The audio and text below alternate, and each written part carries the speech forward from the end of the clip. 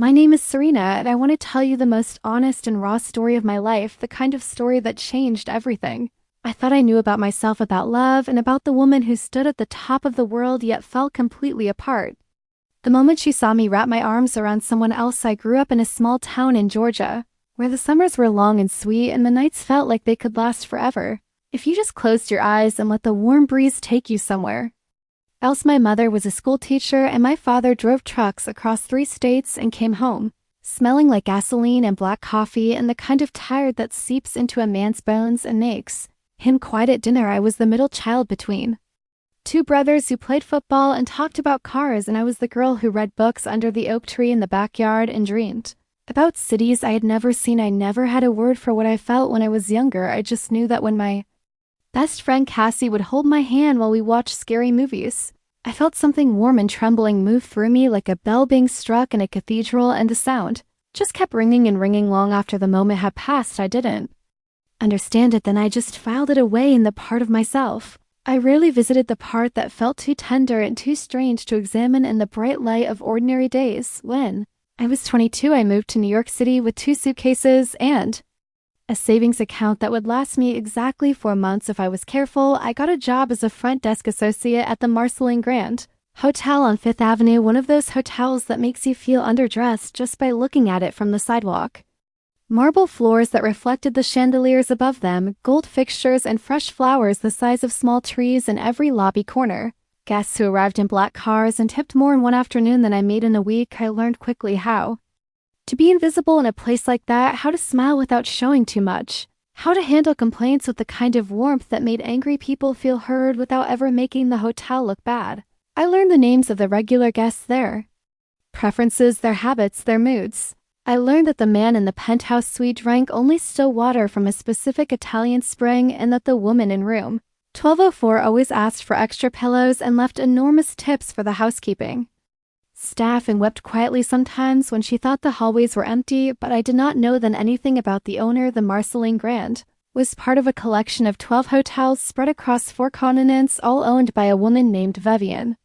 Ashford Crane. Vivian was 38 years old when I first arrived, though I didn't know her age at the time. I only knew what I overheard in hushed conversations between the senior staff, the way her name was spoken like a weather report. Something powerful and unpredictable was coming, and you had better be prepared. She was not the kind of owner who appeared in tabloids at charity galas with a glass of champagne and an empty smile. She was private, fiercely so, and she ran her hotels with a precision that bordered on obsession. Every detail mattered to her. Every guest experience was something she took personally, as if each one of these enormous, beautiful buildings was actually her home, and the guests were people she had personally invited and was personally responsible for. I had been working at the Marceline Grand for about 8 months when I first saw her. It was a Tuesday morning in October, and the lobby was quiet the way it gets sometimes between the morning rush and the lunch crowd, when the light comes through the tall windows at an angle that makes everything look like it belongs in a painting. I was reviewing room assignments at the front desk when the revolving door moved and she walked in. Wanna be careful here about how I describe this moment, because I don't want it to sound like something from a cheap romance novel. I don't want to say the world stopped or that music played.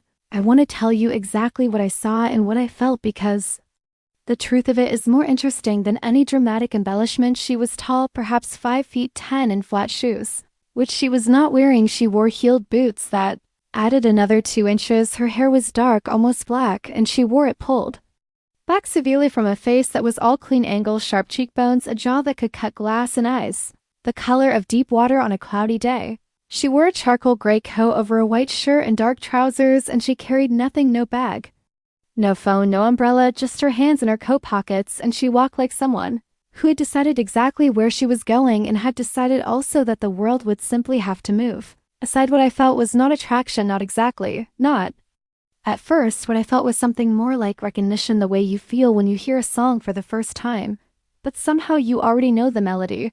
Something in the way she moved, or the way she looked at the lobby as she crossed it, with those sea-colored eyes missing nothing, absolutely nothing, made me feel like I was seeing something true, something unperformed. She came to the front desk and looked at me and said nothing for a moment, just looked, and I had this strange sensation of being read like a page in a book. Then she said, "You're new," I said.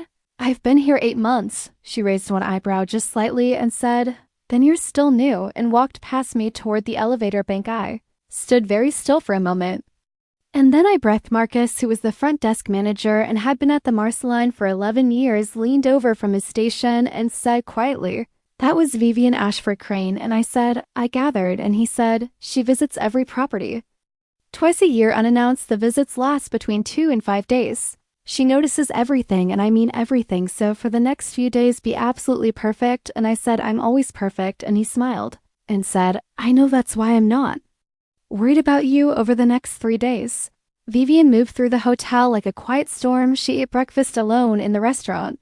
Every morning at exactly 7:15, she took meetings in one of the private conference rooms. She walked every floor of the hotel at least once. She spoke with every department head. She watched the staff without appearing to watch them, and she watched me. Noticed it first on the second day. There was a moment when I was helping an elderly couple navigate the somewhat complicated process of storing their luggage before their room was ready, and I was taking my time with them, being patient because they were a little confused and a little anxious, and I could see that this trip was a special one, perhaps an anniversary or a birthday, and I wanted them to feel cared for. When I finally got everything sorted and sent them off to the restaurant for complimentary coffee, I looked up, and Vivian was standing near the concierge desk watching me with an expression I couldn't quite reach. She didn't look away when I caught her looking. She just held my gaze for a moment and then turned and walked toward the elevator. On the third day, she stopped at my desk in the late afternoon when the lobby was busy and said, "You handled that situation this morning with the Kellerman party well," referring to a minor disaster involving a mix-up with reservations that had threatened to become a very large scene, and I had managed to resolve it calmly. "Thank you," I said, and she said, "You didn't panic." And I said, "Panicking doesn't help anyone." And she said, "No, it doesn't." And she looked at me again with that expression I couldn't name. And then she said, "What's your name?" And I told her, and she said, "Serena," once as if she was testing the weight of it, and then she walked away. That was the end of the first visit. I thought about her more than I should have in the weeks that followed. I told myself it was just professional admiration, that I was impressed by her competence and her presence and the way she commanded a room without seeming to try. I told myself lots of things. 6 months later, she came back. The second visit was in April when New York was just beginning to wake up from winter, and the flower boxes in the windows along Fifth Avenue were bursting with yellow and white. The hotel had a new restaurant opening that month, and there was a particular energy in the air, a mix of excitement and nerves that I always found intoxicating. Vivian arrived on a Wednesday afternoon, and this time I was ready, or I thought I was. She came to the desk directly and said, "Serena," as a greeting, not a question, and I felt something warm and startled move through my chest, and I said, "Miss Ashford Crane, welcome back." And she said, "How is the new restaurant team settling in?" And we talked for perhaps 10 minutes about operational details, about the chef she had hired, about the reservation system, about the staff transitions, and it was entirely professional and entirely normal, and yet I was aware of something underneath it, something like a current in deep water that you can't see, but you can feel if you're paying attention. Over the next 4 days, she found reasons to stop at my desk. She asked me questions about guest feedback, about staffing challenges, about patterns I had noticed in the kinds of complaints and compliments the hotel received. I answered honestly, and sometimes I pushed back when I thought she was missing something. And she listened to the pushback, which surprised me. On the last evening of that visit, I was finishing a late shift when she appeared in the lobby dressed differently than I had seen her before. Still elegant but less formal, a dark blue sweater and trousers, and her hair down. For the first time I realized how long it was, nearly to her shoulders and slightly wavy, and it softened something in her face that I hadn't known was hard until it wasn't. She sat in one of the lobby chairs near the windows overlooking the street, and she seemed to just be sitting there watching the lights of the city through the glass, and I thought she looked tired, not physically tired, but the other kind. The kind that comes from caring too much for too long. The lobby was nearly empty. It was almost 11 at night. I should have stayed at my desk, but I didn't. He walked over and said, "Can I get you anything?" And she looked up at me and said, "Sit down for a moment." And it wasn't really a request, and I sat in the chair across from her, and for a moment neither of us said anything. Then she said, "Do you like it here?" I said, "I do, actually. I didn't expect to love hotel work, but there's something about it. The way every day is completely different. The way you meet people at all these different points in their lives. People celebrating things and grieving things and starting over and saying goodbye. It feels like being at the center of something." She looked at me for a long moment, and then she said, That's exactly why I got into this business, and her voice had something in it. I hadn't heard before, something quiet and unguarded. We talked for maybe 40 minutes about the industry, about what draws people to hospitality, about the strange intimacy of hotels, about the way a good hotel should feel like an extension of a guest's best self. Not just a bed and a bathroom, but a version of the world where things are taken care of and you are safe and cared for and not alone. At some point I said, "You seem like someone who doesn't let many people take care of you."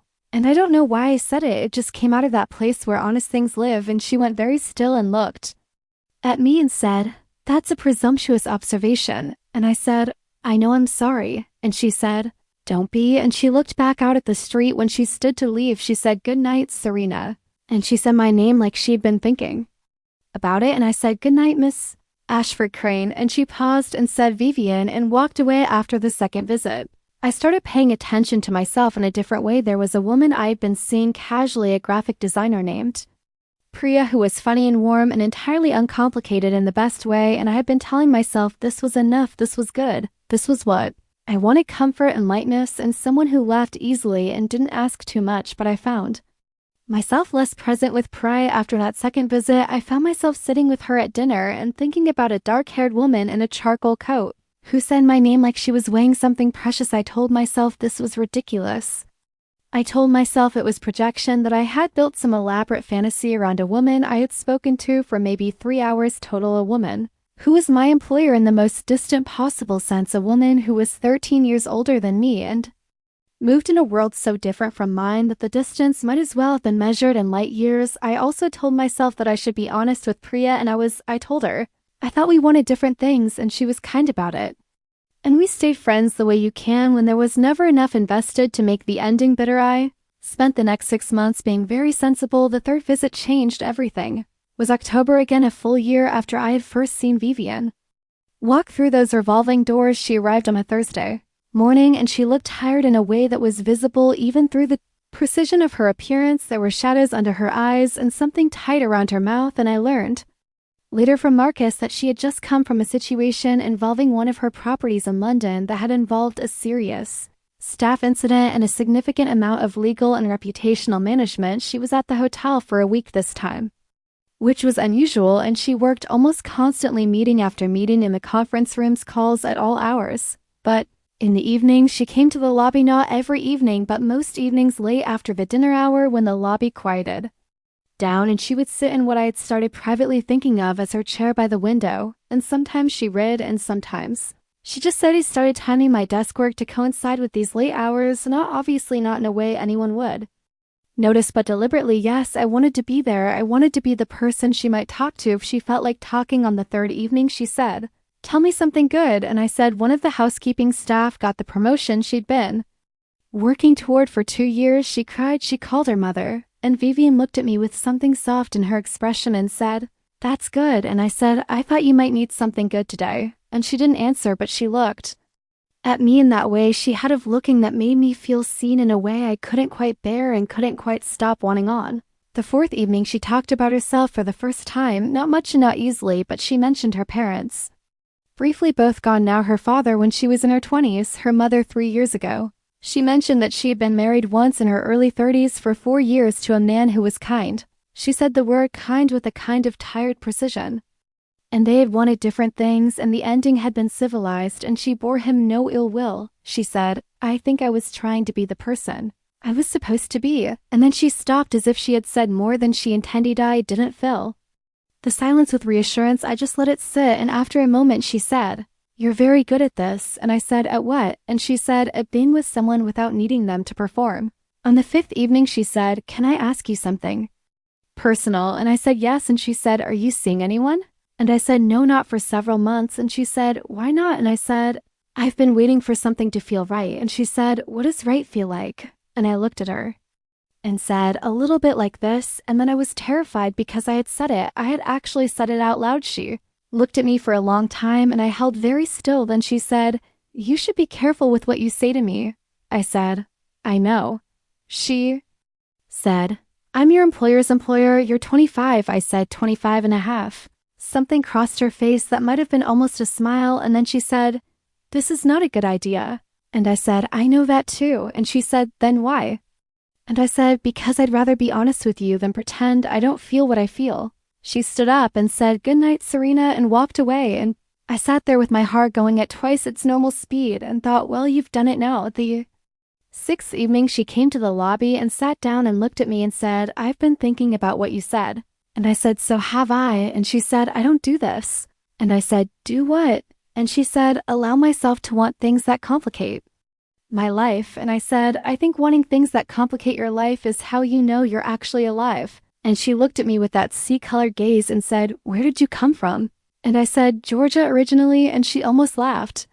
It was barely there, just a softening at the corners of her mouth, but I caught it and I held it like something rare. She said, "I leave Sunday." I said, "I know." She said, "I'll be back in the spring." I said, "I know that too." She looked at the street for a moment and then she said, "Have dinner with me tomorrow." And the way she said it was quiet and a little vulnerable, and it cost her something.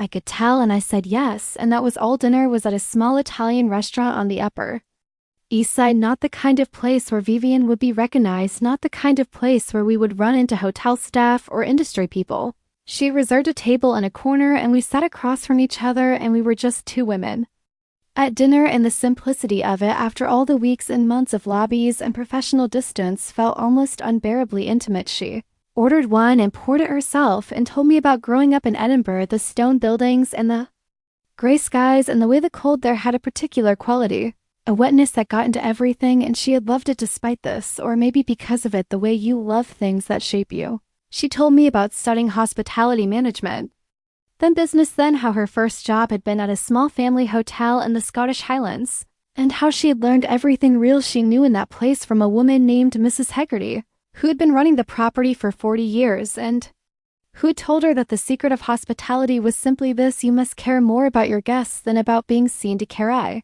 told her about Georgia and about the oak tree in the books and about coming to New York with 2 suitcases and 4 months of savings. I told her about the way hotel work had surprised me by feeling like a calling rather than a job. I told her things I hadn't told many people, and she listened the way very few people listen, with her whole attention, nothing held back, nothing else competing. At some point we had finished the wine and the food had been cleared, and we were still talking, and the restaurant was nearly empty, and she looked at me across the table and said, "I want to tell you something, and I want you to hear it properly." And I said, "Okay." And she said, "I haven't felt like this in a very long time. I want to be honest with you about that because I think you deserve honesty.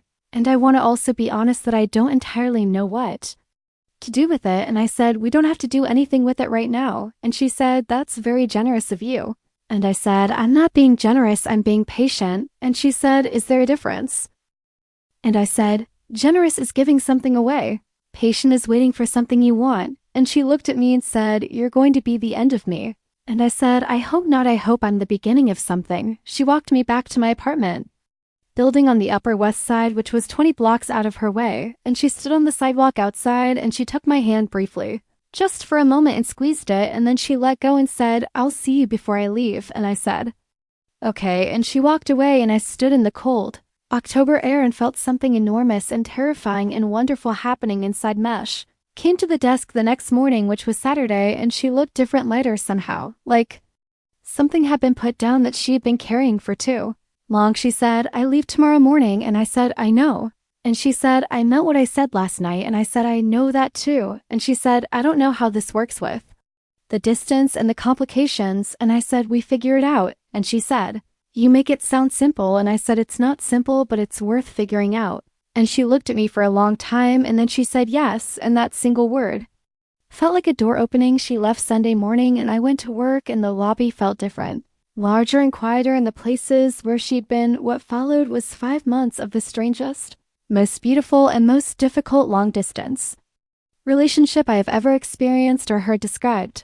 We talked every day, sometimes for only 10 minutes, sometimes for hours. The time difference between New York and wherever Vivian happened to be was a constant negotiation. We texted at odd hours in the night, small things, mundane things, the kind of everyday observations that are really just ways of saying, "I am thinking of you. I wanted to share this with you. You are part of my internal landscape now." She sent me things, physical things. A book from a bookshop in Edinburgh with a note in her handwriting that was small and precise, like everything about her. A scarf from a market in Marrakesh where she had gone for a property inspection. A photograph she had taken of the Highlands. At dawn, gray and green and impossibly beautiful, and on the back just written thought of you, I sent her things too, photographs of new York in winter, the way the light fell on the park in the early mornings, a journal I found at a vintage market. Because the cover was green and she had mentioned once that green was the color she found most calming, a mix of music I made for her, carefully chosen songs that said things I was still learning to say in words we were learning each other across distance, through language and through objects and through the strange intimacy of late-night phone calls when defenses come down and you find yourself saying things you hadn't planned to say. She called me one night from Tokyo where it was already morning and said, I had a dream about you, and I said, tell me, and she said, we were in a garden. I don't know where, but there were roses everywhere, and you were reading, and you looked so completely at peace, and I just sat down next to you, and that was the whole dream, just the two of us in a garden, and I woke up feeling more rested than I had in years. And I said, that sounds like a good dream, and she said, it was the best dream I've had in a very long time, and then she said, I miss you, and those 3 words from Vivian Ashford Crane felt like the rarest thing I had ever been given. She came back in April. I had asked Marcus to let me know when the reservation came in because I wanted to be working the morning she arrived. I wanted to be there at the desk. I wanted to be the first face she saw when she came through those revolving doors. She came in on a Wednesday morning in early April when the city was just beginning to feel like spring again. There were tulips in the lobby, flower arrangements, deep red and yellow, and she walked through those revolving doors and she saw me and she stopped just for a second. Just the briefest hesitation, and then she walked to the desk and said, hello, Serena, and I said, hello, Vivian, and we were both being very professional and very contained, and I could feel Marcus 3 feet to my left trying very hard not to look. She checked in and I gave her key cards and our fingers touched when I handed them over and she looked at me and said quietly, dinner tonight, and I said yes, and she went to the elevator and I turned back to my computer screen. And Marcus said nothing for a full 30 seconds and then said, should I be concerned? And I said, about what? And he said, about anything at all. And I said, absolutely not. And he laughed quietly and said, okay then. That evening was different from October's dinner. It was warmer in every sense. The distance between us had been crossed and recrossed so many times through those months of calls and texts and letters that sitting across from each other felt less like meeting and more like returning. She reached across the table at one point and took my hand and held it, and we both looked at our joined hands for a moment, and then she looked up at me and said, I want to say something, and I want to say it clearly. And I said, okay, and she said, I'm in love with you. I've been in love with you for longer than I've allowed myself to admit. And I'm saying it now because I'm tired of being careful about it. And her voice was steady, but there was something underneath it that wasn't steady. And Ali said, I love you too. And I meant it in every cell of my body. I had never said those words and felt them so completely true before she squeezed my hand and exhaled and said, right then. And we smiled at each other across the candlelit table, and it was the simplest and most extraordinary moment of my life. The complications were real. There was the question of what our relationship meant in the context of the hotel. Her PR team was carefully managed. She valued her privacy professionally and personally, and we talked seriously about what boundaries we needed to maintain in the professional space while also not wanting to hide something that felt so fundamentally important. We agreed that at the hotel we would be professional. We would not display affection. We would not do anything that could be perceived as creating an unfair dynamic for other staff members. I cared about this as much as she did. I did not want my coworkers to feel that I had some advantage. I did not want anyone to question my work on grounds that had nothing to do with my work outside the hotel. We were us. We went to dinner and to galleries and to the park on Sundays. When she was in the city, we went to a farmer's market in Brooklyn, and she was unexpectedly charmed by the entire experience, spending way too long at a honey stall, asking the beekeeper extremely detailed questions about the hives, and I watched her face open up with genuine curiosity and thought, yes, this is her. This is the person under all that precision. Her visits became more frequent. She came to New York more often and for longer, and I understood from things she said obliquely that she was restructuring some of her responsibilities to allow her more time at the Marceline specifically. It was the kind of thing she would never say directly because it would feel too exposed, too large an admission, but I knew and she knew I knew, and we both let it be. She met my friends and was politely terrifying in the way that people who are accustomed to assessing everything are terrifying, but my friend Danny, who was the most perceptive person I knew, pulled me aside after the first time they met and said, she's completely gone on you. You know that, right? Like, it's almost embarrassing. I said, shut up, and she said, I'm serious, Serena, she watches. You the way people watch a fire when they're cold. I met two of her people, her business partner, David, who was warm and funny and immediately treated me like I was already part of the furniture, which I took as a good sign, and her assistant, Theodora, who was 29 and brilliant and who looked at me the first time we met with a kind of appraising intelligence and then said, she's been less impossible since she met you. Just so you know, that's not nothing. I thought about Vivian being described as less impossible and felt a warmth in my chest that I couldn't quite contain. 8 months into our relationship, something happened that I need to tell you about because it is the center of this whole story, the moment that everything turned on. There was a conference in New York at a hotel across the street from the Marceline, a hospitality industry conference that many of the people in our professional world attended. Vivian was a keynote speaker. I attended not in a professional capacity, but because Vivian had asked me to be there, said she liked knowing I was in the room. I went with my friend and colleague, Jamie, who worked in events at the Marceline and who I had told about Vivian, not everything, but enough Jamie knew that she and I were close, knew that there was something there, though I had been careful about the details. Even with her at the conference, I ran into a woman named Celeste, and I had met 2 years earlier at a hospitality training program. We had been close during those weeks of intensive work together, the kind of closeness that develops fast when you're learning something difficult.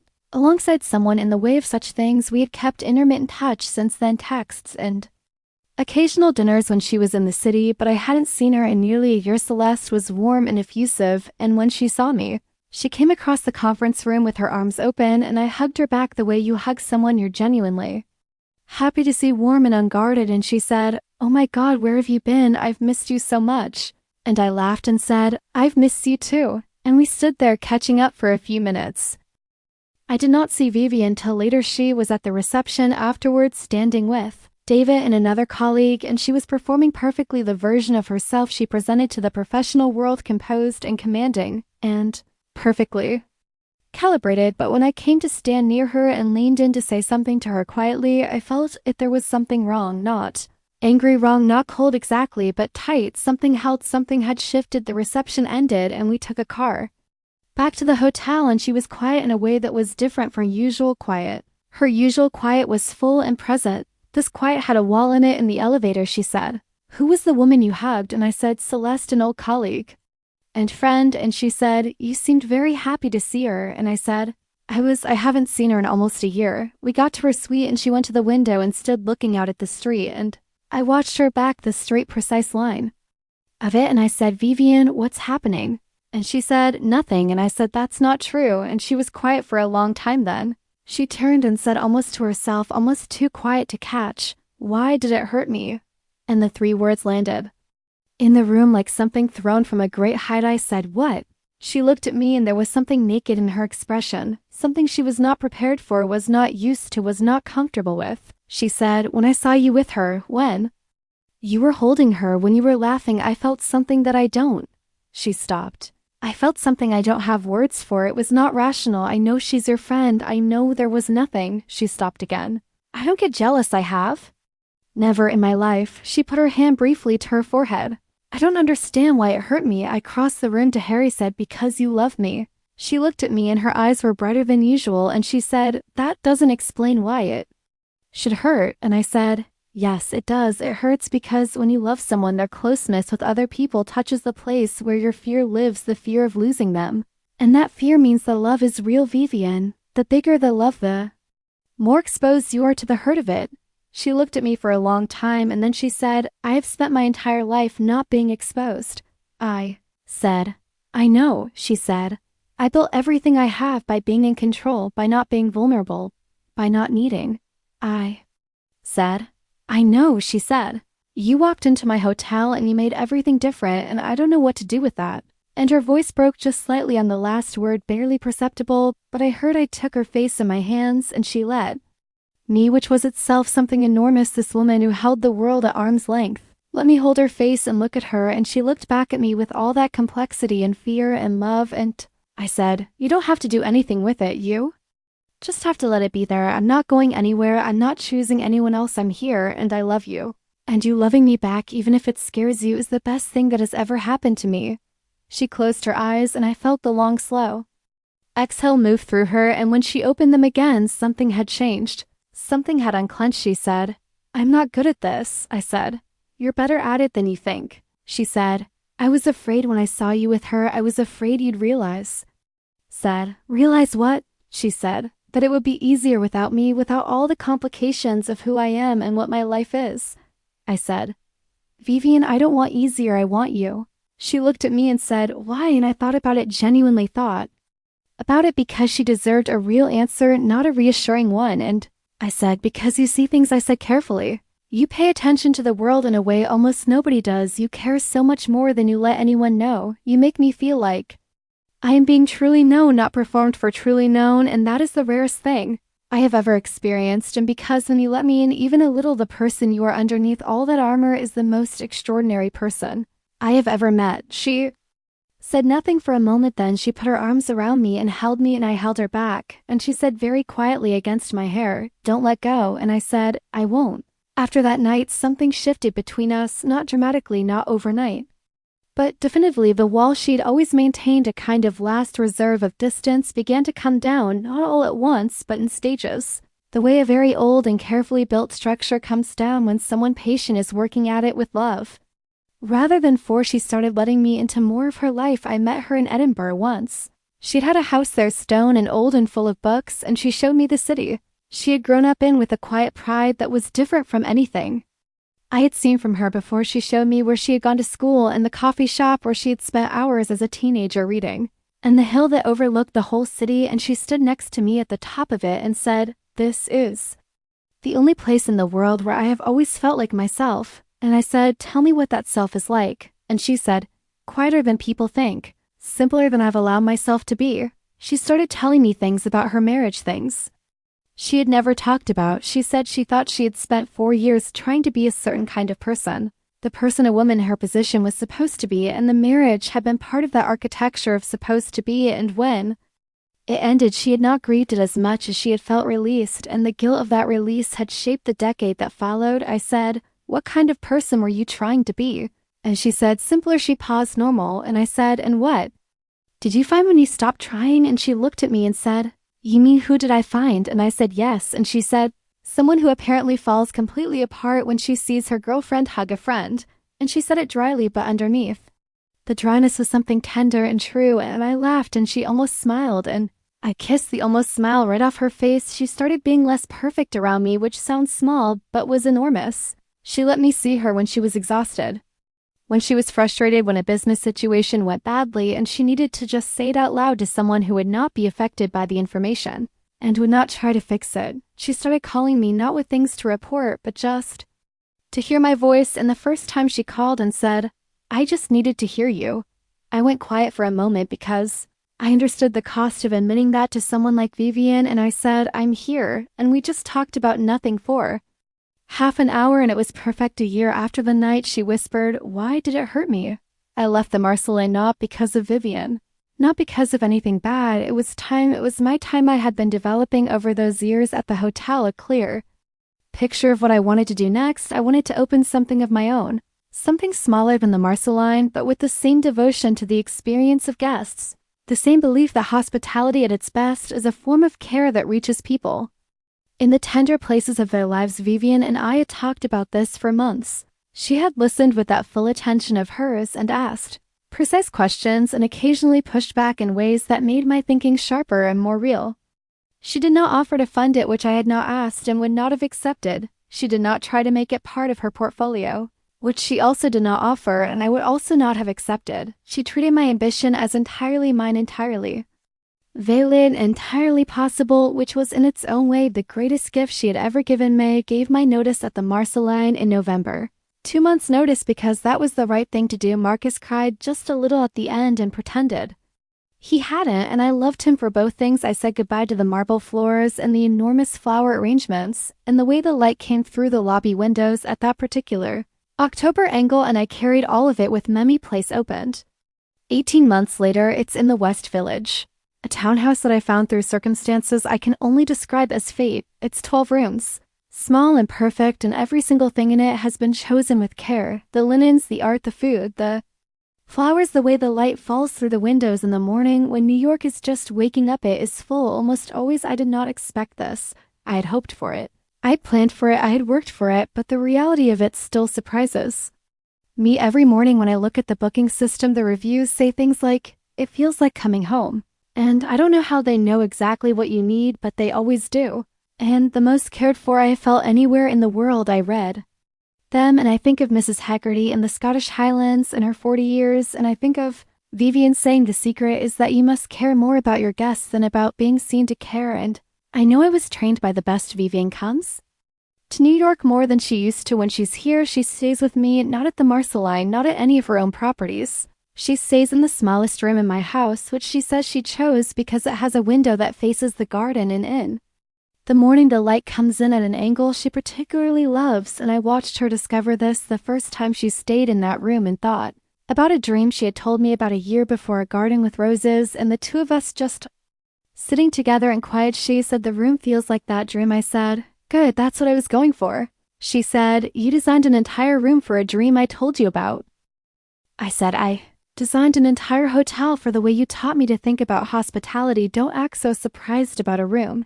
She looked at me with those sea-colored eyes and said, "Serena," and I said, "Vivian," and she said, "I love you," and I said, "I know," and she said, "No, I want you to actually hear it," and I went to her and put my hand on her face and said, "Tell me," and she said, "I love you. I have loved you since you sat across from me in that lobby at 11 at night and talked about hotels like they were sacred spaces," and I thought, who is this girl? And then I thought, don't say that, don't feel that.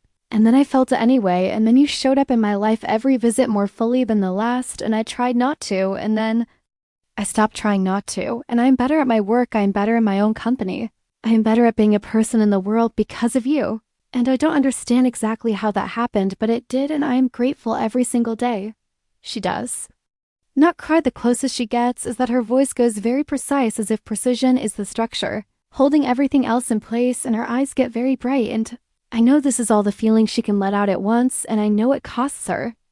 And I know it is true, and I take every word of it and hold it like it's made of something rare, because it easy said, "You know the night you whispered, why did it hurt me?" She said, "I remember," I said. "That was the moment I knew we were going to be okay." She said, "Because I was jealous," I said. "Because you were real. Because underneath everything you had built to protect yourself, you were just a person who loved someone and was afraid of losing them, and that is the most human thing there is. And I saw it and I loved you more for it." She was quiet for a moment, then she said, "I spent so many years thinking that being invulnerable was the same as being strong."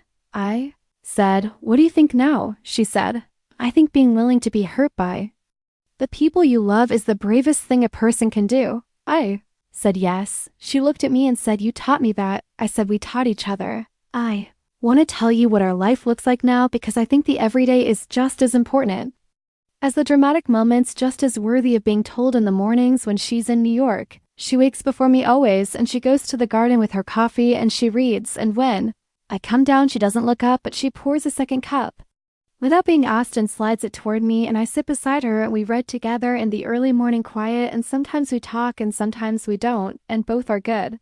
Both are the same quality of good. She is still terrifying in professional settings. She still commands rooms without trying and speaks with a precision that makes people sit up straighter, and sometimes the gap between the Vivian the world sees and the Vivian who pours my coffee in the garden without looking up is so wide it almost makes me laugh. She's become less impossible, according to Theodora, who keeps me updated with great relish. She listens more. She pushes back less for the sake of it. She has learned to say "I don't know," which apparently she never said before, and which Theodora describes as revolutionary. She has also learned to say "I was wrong," which she practices on me and which costs her every time, and which I find so endearing.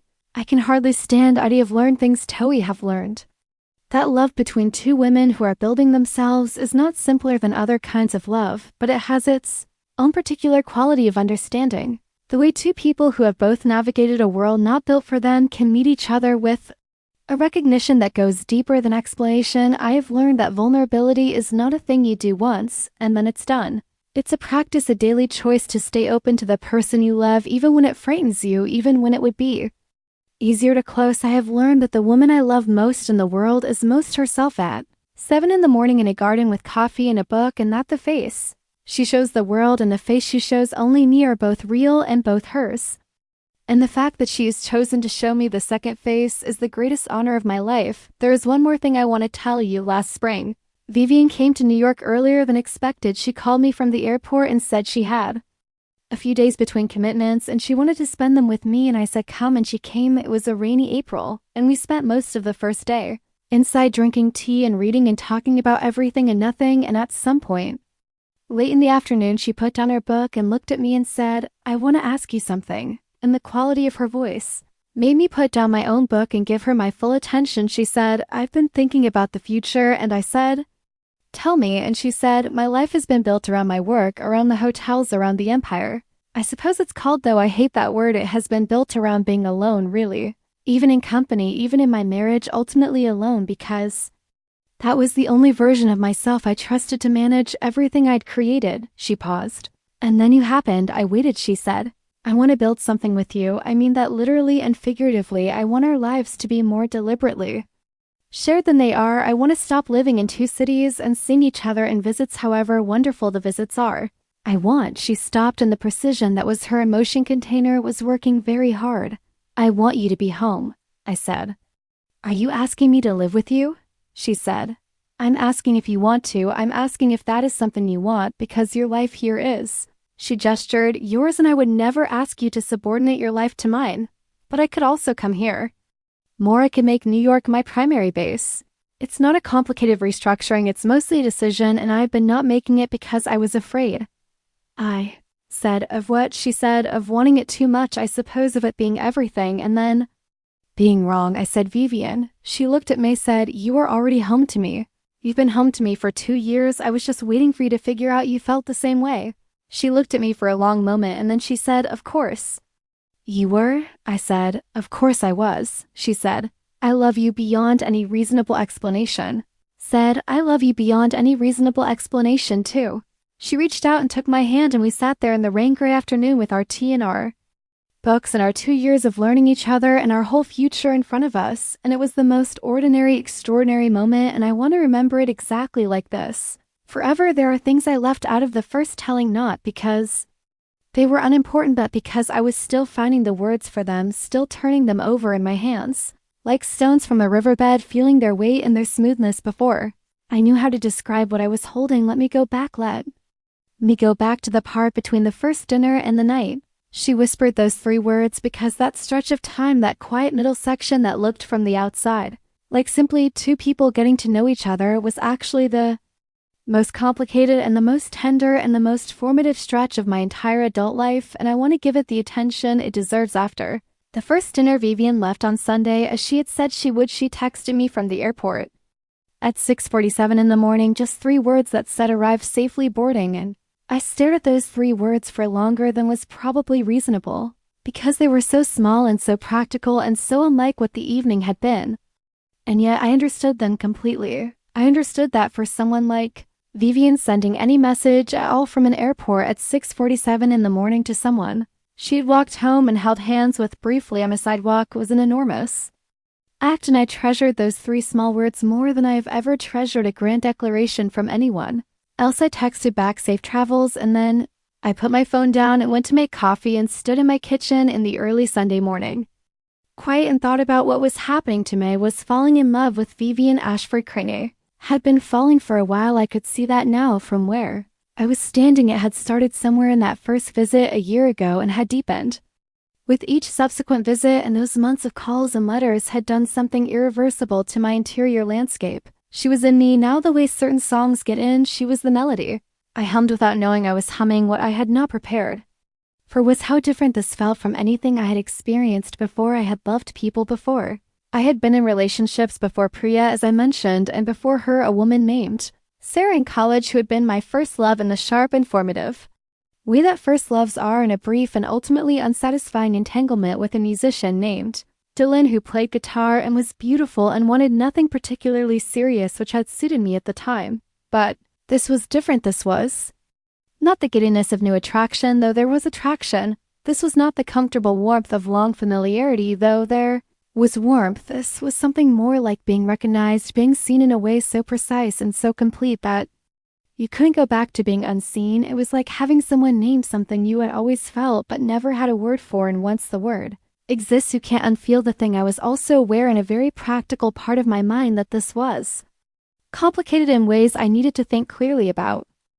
She owned the company that employed me. She was 13 years older than me. She lived between continents. She had told me herself that she didn't allow herself to want things that complicated her life. She'd been married, and that marriage had been a kind of performance of who she thought she was supposed to be, and the experience had left her with a very carefully maintained wall around the most important parts of herself. I was 25. I was still building my career. I had my own ambitions, my own path, my own sense of who I was becoming. I was not interested in losing any of that in someone else's story, however compelling that story was. I thought about all of this carefully, and then I called my friend Dani. Dani was and remains the most sensible person I know. She has a quality I have always envied of seeing things clearly without the distortion of either excessive hope or excessive pessimism. She just sees things as they are and tells you what she sees without cruelty, but without softening that makes the seeing untrue. I told her everything: the lobby conversations, the dinner, the sidewalk, the hand on the sidewalk, all of it. She was quiet for a moment, and then she said, "Okay, first question, are you happy?" I said, terrifyingly. "Yes," she said. "Second question, is she good to you?" I said, "Yes, she's honest. She doesn't perform, she takes what I say seriously, she listens," she said.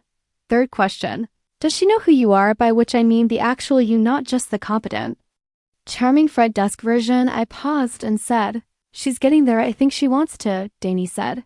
"Then here's what I think. I think you don't walk away from something that feels like this because it's complicated. Everything real is complicated.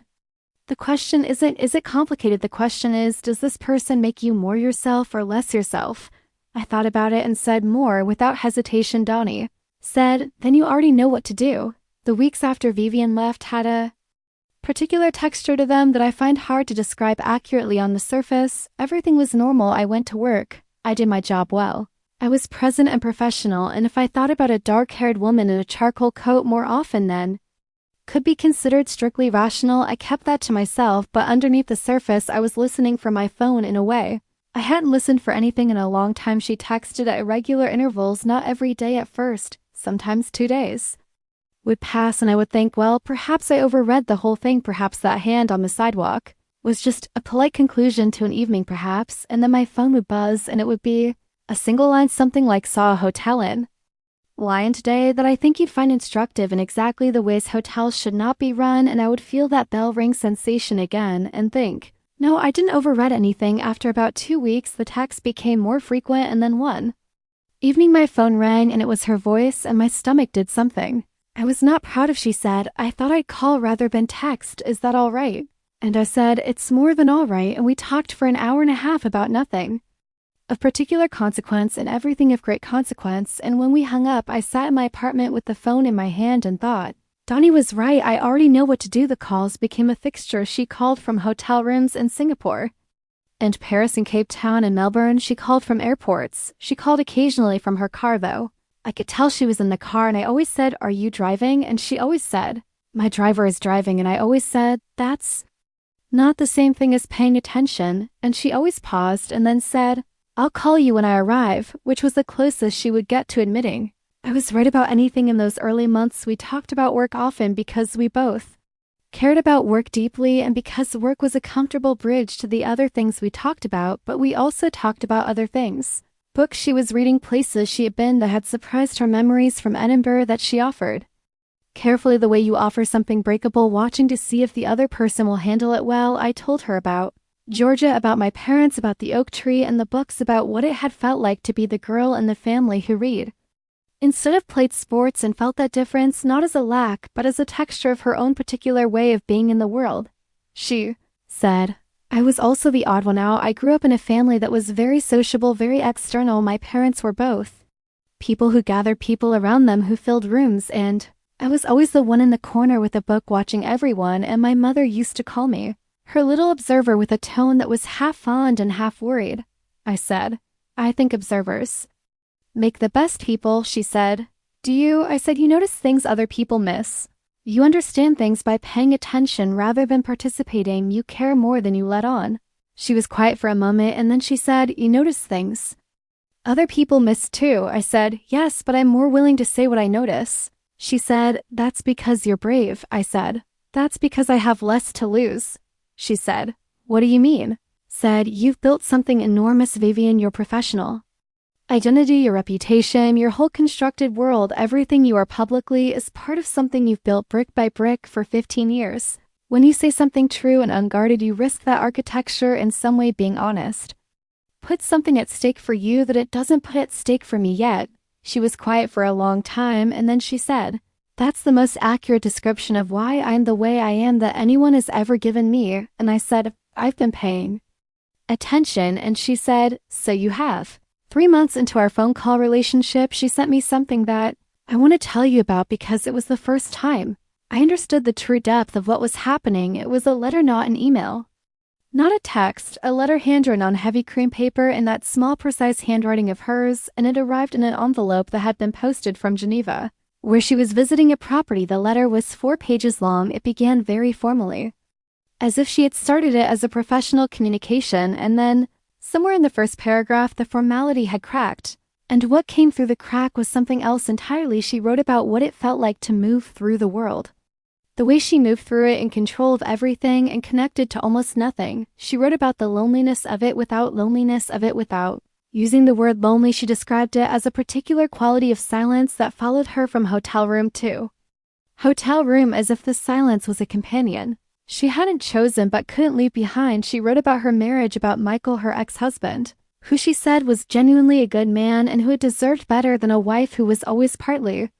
Somewhere else, she wrote about the year after her mother died, when she had worked 16-hour days because work was the only place where she felt competent in her grief, because at least in work she knew what she was doing, and the rest of life felt like a language she spoke with an accent that she couldn't lose. And then she wrote, I don't know why I'm telling you all of this, except that when we talk I feel like I can say things that I have not said to anyone in a very long time, perhaps ever, and this is frightening to me in ways I am still mapping, and also I find I don't want to stop.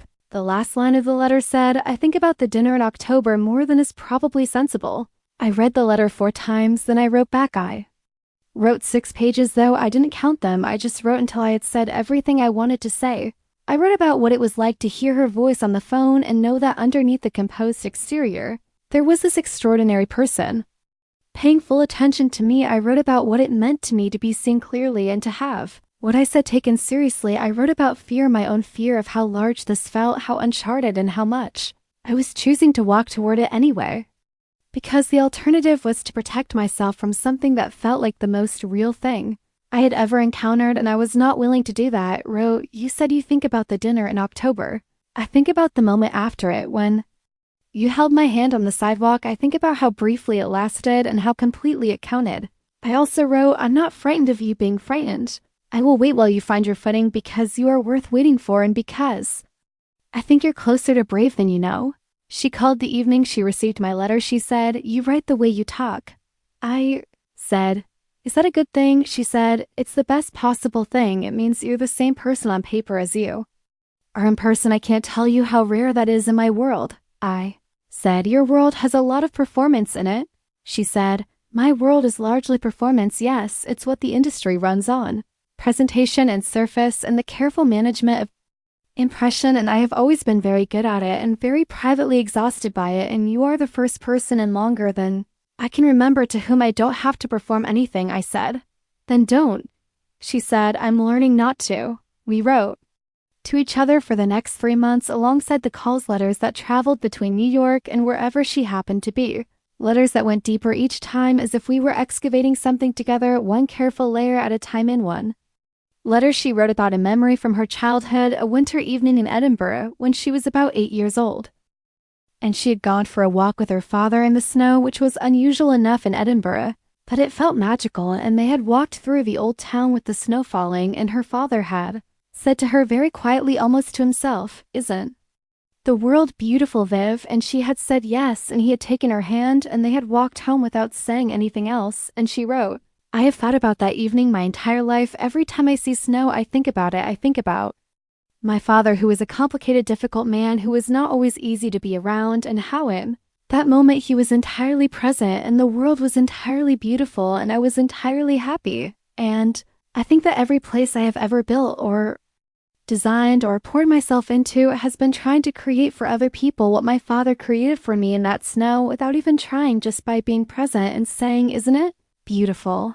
I read that paragraph and I understood Vivian Ashford Crane more completely than I had ever understood anyone, and I loved her with a clarity and depth that went far beyond anything I could have explained to anyone else. In my letter back, I said, "You are doing what your father did. You are creating moments of isn't it beautiful for strangers who will never know your name, and you do it with such rigor and such precision and such absolute refusal to accept anything less than the real thing, and I think that is the most magnificent work a person can do." She called me that evening, and her voice was quieter than usual, and she said, "No one has ever said that to me."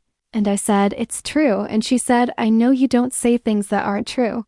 And I said, "No, I don't." And she was quiet, and then she said, "Serena, just my name." And I said, "I know." And we didn't say anything else for a while, just sat on the line in the comfortable silence of two people who had been finding each other for months and knew they had found something they weren't going to let go of. When she came back in April, the Vivian who walked through those revolving doors was different in ways that were invisible to everyone except me. She looked exactly the same, composed, precise, commanding, the same coat, the same posture, the same way of moving through a room, like she had decided where she was going, and the room agreed.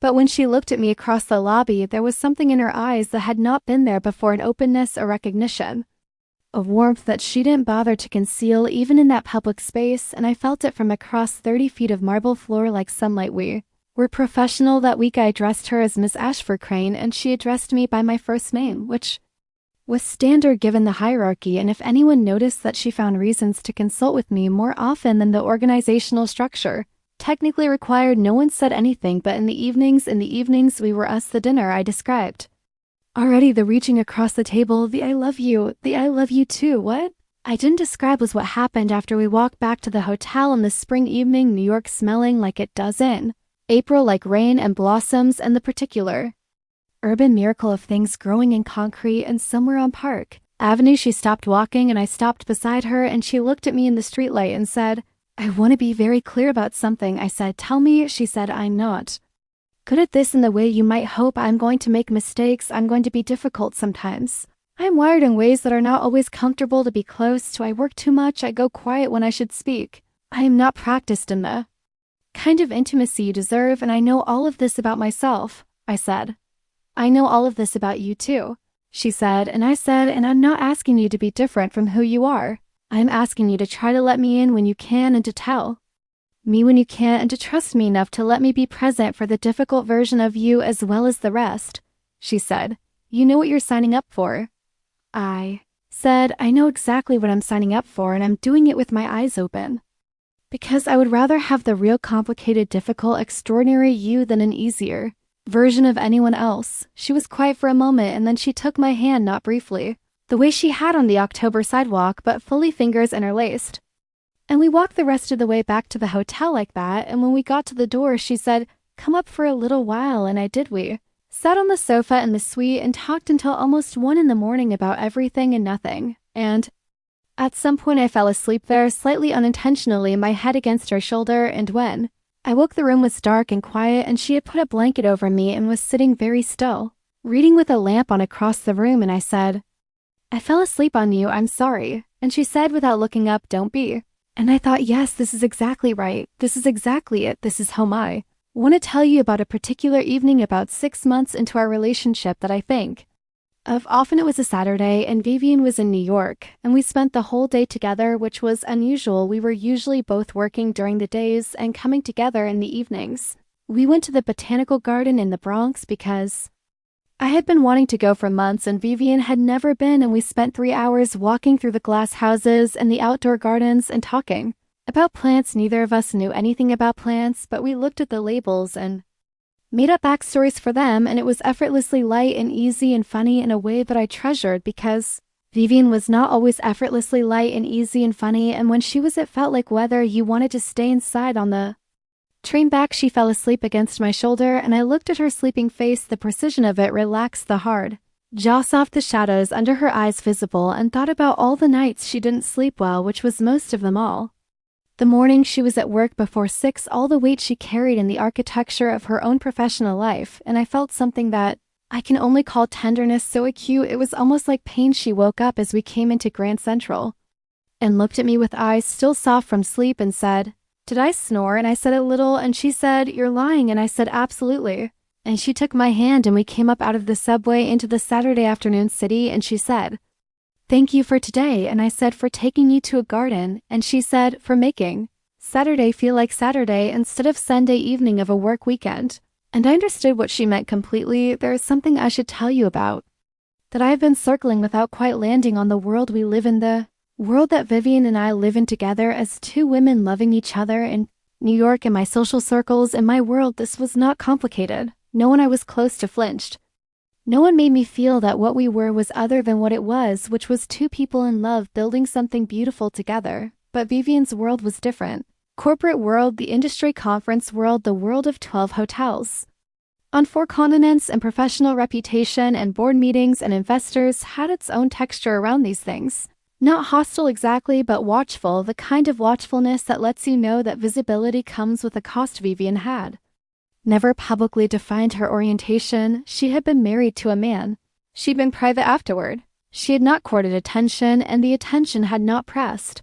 She moved through her professional world as Vivian Ashford Crane, extraordinary businesswoman, and what she did in her personal life was simply not on anyone's radar because she had been so careful for so long to keep her personal life entirely off the radar. When we became us, she thought carefully about this. She told me one evening in the suite that she had been thinking about it for weeks, about what visibility meant and what privacy meant and what she owed herself versus what she owed the idea of not hiding, and it was not a simple calculation, she said. And I said, "Tell me where you've landed." And she said, "I don't want to hide you. I will not hide you. That's where I've landed." And I said, "I don't need you to announce anything. I don't need a press release." And she said, "I know, but I want to be clear with you that you are not something I'm ashamed of, and if the world sees us together, I'm not going to pretend you are something less than what you are to me." I said, "What am I to you?" She looked at me and said, "Everything," and said it simply and without armor, and it was the most powerful word she had ever said to me. There were moments over the following year when the watchfulness of her world made itself felt. Photographer at a charity event she attended with me, the raised eyebrow of a colleague who encountered us at dinner, an industry profile that mentioned in a single carefully neutrally worded line that she was seen regularly in New York with a companion. She handled all of it with the same composure she handled everything with, and when I asked how she was with it, she said, "I've been afraid of visibility for so long that actually having it and surviving it is almost a relief." I said, "Does it change anything?" She said, "It changes the fact that I spent years being who I thought the world needed me to be, and now I'm being who I actually am, and the world has not ended." I said, "The world is actually fine." She said, "The world is actually fine." Yes, I want to tell you about her and my mother. My mother, Diane, came to New York to visit me for a week in the autumn of the second year. She's a small woman with my face, or I have her face, and an intelligence and warmth that expresses itself in a kind of precise care for the people she loves. She notices everything. I learned to notice things from her, and she loves fiercely in a way that does not announce itself but simply appears around you like whether you didn't see coming. She knew about Vivian. She knew I was in love, and that this love was serious, and that the person I loved was a woman, which was not something we had talked about before in those exact terms, though I think she had always known something about me, but I had only recently named the conversation. When I told her I'd been on the phone 3 months into things with Vivian, I said, "Mom, there's someone and I need to tell you about her." And the pause that followed was maybe 2 seconds long, and then she said, "Tell me about her." And those 4 words were everything. When my mother came to New York, she met Vivian at dinner. The 3 of us at a quiet restaurant that Vivian had chosen with care, and Vivian was nervous. I could tell because she was slightly more precise than usual, more formal, and I had warned her that my mother was perceptive, and she had said, "That's what I'm worried about." My mother did what she always does. She paid attention. She asked questions that seemed like small talk and were not. She listened to the answers with her whole self. At one point, she said to Vivian, "Serena tells me you've been in this industry for almost 20 years. And Vivian said yes, and my mother said, "What made you stay?" And Vivian said, "Every time I think about leaving, I walk through a lobby and see something that reminds me why I started." And my mother looked at her for a moment and then said, "What do you see?" And Vivian said without hesitation, "Someone being taken care of, someone arriving somewhere." After a hard journey and having the load lifted from them for a little while, and my mother looked at Vivian across the table and said, "My daughter has the same quality, you know that?" And Vivian said, "I know," and looked at me and said, "It's..." Actually, the first thing I noticed about her in the car afterward, my mother said, "She's very serious." And I said, "Yes." And she said, "She loves you in that particular way people love when they don't love casually. You can see it in the way she watches you." And I said, "I know." And my mother said, "Is she good to you?" And I said, "She's the best to me." My mother said, "Good, then I'm happy for you." And that was all that needed to be said. I want to tell you about the hard parts too, because there were hard parts, and any story that only tells the beautiful moments is not an honest story. And I promised you honesty from the beginning. Vivian went quiet sometimes, not the comfortable quiet of two people at ease with each other, but a different kind, a closed kind, the kind where you could feel the wall going back up and the person you love disappearing behind it. And no matter how gently you knocked at the door, it stayed shut. The first time this happened, I handled it badly. It was about 4 months into our official relationship, and she had been working on a very difficult acquisition that had been going wrong for weeks, and I could see the stress of it in her even through the phone, even across the distance. And one evening she called me and was monosyllabic and flat in a way she had never been, and I tried to ask questions and she answered them in the minimum possible words. And finally, I said, "What's happening?" And she said, "Nothing, I'm fine," in the tone a voice that means I'm emphatically not fine, but I'm not going to say that. And I pushed a little, and she said in a voice that was careful and controlled and slightly too precise, "I need you to not push right now." And I felt something close down in me, a defensive hurt that I know was understandable, and which I handled by saying, "Okay," too shortly, and ending the call soon after. She texted me an hour later, just, "I'm sorry." And I said, "It's okay," but it wasn't okay exactly. And we both knew it. The next evening she called and said, "I behaved badly last night." And I said, "You were stressed and you shut down." And she said, "Yes, and I'm sorry I took it out on you." And I said, "You didn't take it out on me exactly. You just closed me out." And she said, "Those are the same thing." And I said, "Almost, but not exactly. One is anger and one is withdrawal." And she thought about that and said, "I withdraw when I'm overwhelmed. I have always withdrawn when I'm overwhelmed because there's no one in my life who I trusted enough to let in when I was not at my best." And I said, "I'm here when you're not at your best. That's actually the most important time for me to be here." And she said, "I'm still learning that." We talked for a long time that night about what we both needed in those moments of difficulty. What I needed was contact, even just brief contact, the awareness that she was still there even if she couldn't fully show up. What she needed was the space to not perform. Being okay, combined with the assurance that taking space would not cost her the relationship. We made an agreement. We called it the rule of 3 words. If she was going down into one of those quiet, withdrawn places, she would text me 3 words. Just, "I need space." And I would say, "Okay," and give her the space without making her prove she still loved me. And when she came out of it, she would come find me and tell me what had happened if she could, and I would be there. It sounds small. It was enormous. She used the rule of 3 words 4 times in the next year, and each time I honored it, and each time she came back and told me what had been happening, and each time the coming back was a little less effortful, a little less like returning from somewhere far away, and a little more like just rejoining me in the room we were already sharing. She told me once after one of these returns, "You're teaching me that it's safe to leave and come back." I said, "Have people not let you come back before?" She said, "When I've pulled away in the past, people have either pulled back equally, which created a silence that became permanent, or they have pushed hard enough that I felt cornered and pulled away further." I said, "People do that because they're scared." She said, "I know I do it because I'm scared too. We were all just scared at each other from opposite ends." I said, "I'm still scared sometimes." She said, "Of what?" I said, "Of not being enough for you, of your world being too large for what I can offer." She looked at me with something that was almost fierceness and said, "Don't you hear me? Don't. I chose you not despite who you are, but because of who you are. Your world is not too small. It is the right size for living in, and I have been living in a world that was too large for actual living for a very long time." I said, "Okay." She said, "I mean it." I said, "I know you do. That's why I believe you." There was another difficulty, and I want to be honest about this one too. About 18 months into our relationship, a woman named Ingrid appeared in Vivian's world. Ingrid was Danish and beautiful and had known Vivian for 15 years and had always been in love with her in the way that some people are in love with Someone they know will never choose them, but they remain in the orbit anyway, because half of something is still more than the absence of ID. Knew about Ingrid before I met her. Vivian had mentioned her in passing as a longtime friend and colleague. In that careful way that told me there was more to the story, and I filed it away and waited and eventually asked directly, and Vivian told me. The truth, she said. Ingrid has feelings for me. She has had feelings for me for a long time. I have never reciprocated romantically, though. I have cared for her and valued her friendship, and I'm aware that this has perhaps not been fair to her. I said, does she know about us? She said, yes, I told her when we became official. I said, how did she take it? Vivian was quiet for a moment and said, she was gracious and she was hurt.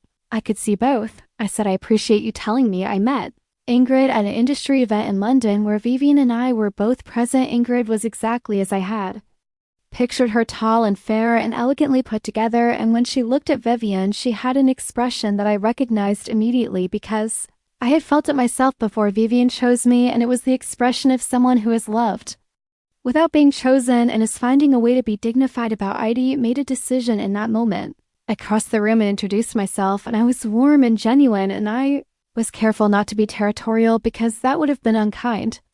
And also untrue. I was not afraid of Ingrid. I was sad for her the way you can be sad for someone who wanted something that wasn't available to them. Ingrid looked at me with those composed, pale eyes and said, she's happy, you know, in a way I've never seen. And I said, I know, she tells me. And Ingrid looked at me for another moment and then said, good, and moved on. And I thought, yes, there's grace in that, and I respected her for ID. Told Vivian afterward, and she said, you didn't have to do that. And I said, I know. And she said, why did you? And I said, because she loves you and she's handled it with dignity, and that deserved acknowledging. And Vivian looked at me in that way she had that always made me feel like I was being read very accurately, and said, you are a better person than I am. And I said, you're a very good person, Vivian. You're just a slower person to show it. 6 months after I opened my hotel in the West Village, something happened that I want to tell you because it showed me something about Vivian that I already knew but had never seen quite so clearly. I had a terrible week, one of those weeks where everything that can go wrong does go wrong, not catastrophically, just the accumulating weight of many small things going badly simultaneously, a plumbing problem in 2 rooms simultaneously, a staff conflict that required careful mediation, a guest who left a public review that was deeply unfair, and which landed in me with a sting that I was embarrassed by but couldn't avoid, a supplier who failed to deliver, which meant improvising at the last minute on a guest experience I had promised would be seamless by Friday evening. I was tired in a way that went into my bones, and I sat in the small office behind the reception area after everyone had gone, and I put my head on my desk and I thought about crying, but I was too tired even for that. Vivian had been in Berlin. She was flying back to New York that evening. She had a room at the hotel as she did whenever she was in the city. Now she arrived at 11 at night and came straight to the office where I still was working through email, and she stood in the doorway and looked at me, and without saying anything went to the small kitchen we had off the office and came back with tea, which she set in front of me, and then she pulled a chair around to my side of the desk and sat beside me and said, tell me. I told her everything. All of it, including the review, which I knew was petty and small to be bothered by, and she said, it's not petty. You built something with your whole self and someone didn't see it. That always stings. And I said, I know logically that one review doesn't matter. And she said, logic and feeling operate on different schedules. She stayed in the office with me for an hour, helping me work through the email backlog, not taking over, not doing it for me, but sitting beside me and thinking alongside me. And when we finally turned the lights off and went upstairs to the room she was staying in, she held me through the night in the particular way she had learned I needed when I was worn down, which was simply and completely without trying to fix anything, just present and warm. And there in the morning I said, you didn't have to come home early, because I had found out from Theodora that she had moved her return flight up by a day, and she said, I wanted to, and I said, thank you. And she said, don't thank me for being here when you need me. That's not something you should have to thank me for. That's just being in a relationship. I said, that's you having learned something. She said, that's me having learned something. Yes, we moved in together properly about 2.5 years after that first dinner. It was my house by then. I had bought it. The hotel occupied the lower floors and my apartment was above it, the kind of arrangement that means you are never quite off work, but that also means the thing you love most professionally is always near you, and I decided that was a trade I was willing to make. Vivian moved the rest of her things from the house she kept in New York, which was a much grander affair. On the Upper East Side, a townhouse that was beautiful and cold in the way things are beautiful and cold when they are designed to impress rather than to live in. And she let the lease on it expire and brought the things that mattered to her too. My house and the things that mattered to her were almost entirely books I had cleared the study for her, given her the room with the best light, and put up shelves along every wall, and she walked into it the first morning she woke up as someone who actually lived in my house rather than stayed in my house, and she stood in the doorway of that study and looked at the shelves and then looked at me and said, "You built me a library." I said, "I built you a library." She said, "Serena?" I said, "Come and see if the shelves are the right height." I wasn't sure about the spacing.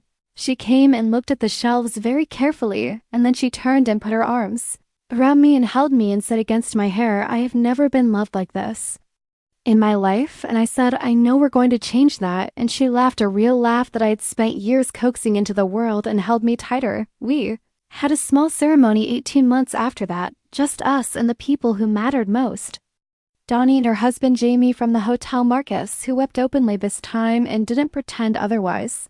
Theodora, who wore a dress that made everyone else's outfits look slightly underdressed and brought a gift so thoughtful it made Vivian's precise, controlled eyes go bright. David, Vivian's business partner, who toasted us with a speech that was both funny and true and ended with, "She's been impossible my entire career and she's less impossible now, and Serena, that's entirely your fault, thank you." My parents came, my mother in a blue dress, my father in a suit that he had pressed himself and worn with quiet pride. He shook Vivian's hand when we arrived and said, "I've heard a lot about you." And Vivian, who was not easily made uncertain, looked at him with something that was almost careful and said, "Good things, I hope." And my father said, "The best things," and something crossed Vivian's face that I recognized as the expression she wore when she was receiving something she hadn't expected and didn't know quite how to hold. My mother spent a long time talking to Vivian in the garden in the late afternoon, while the light went golden, and I watched them from inside through the window, and I didn't know what they